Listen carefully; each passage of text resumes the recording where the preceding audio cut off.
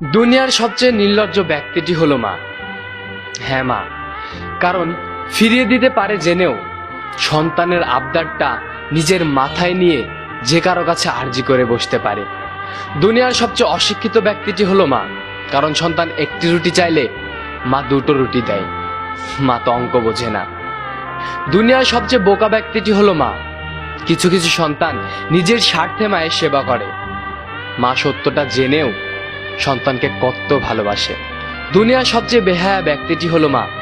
সন্তান কত অপমান করে রাগ দেখিয়ে কথা বলে, তবুও সে সন্তান ছাড়া মা রাতে খায় না। দুনিয়ার সবচেয়ে স্বার্থপর মানুষটি হলো মা। তাই হয়তো নিজের সন্তানের ভালোবাসার মানুষটিকে মেনে না নিয়ে নিজ দায়িত্বে তার সন্তানের জন্য যোগ্য কোনো জীবনসাথীকে খুঁজে দিতে চায়। আরে দুনিয়ার সবচেয়ে ডেঞ্জারাস ব্যক্তি হলো মা। যারা বাচ্চাওয়ালা মুরগির তারা খেয়েছেন তারাই ভালো বলতে পারবেন। দুনিয়ার সবচেয়ে অবুঝ ব্যক্তিটি হলো মা।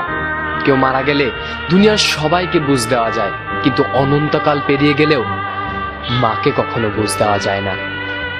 দুনিয়ার সবচেয়ে অধৈর্য ব্যক্তিটি হলো মা। তাই হয়তো সন্তানের গায়ে অকারণে একটি বেতের আঘাত পড়লে কৈফিয়ত চাইতে স্কুলে ছুটে যাওয়ার জন্য একটু ধৈর্য ধারণ করতে পারে না। সেই মায়ের সাথে উচ্চস্বরে কথা বলো না, যেই মা তোমাকে কথা বলতে শিখিয়েছে। একটি মা তার সন্তানকে গর্ভে ধারণ করে, তাকে ভূমিষ্ঠ করে, তাকে কথা বলতে শিখায় একটি আশায়, শুধুমাত্র সেই সন্তানের মুখ থেকে মা ডাকটি শুনবার আশায়।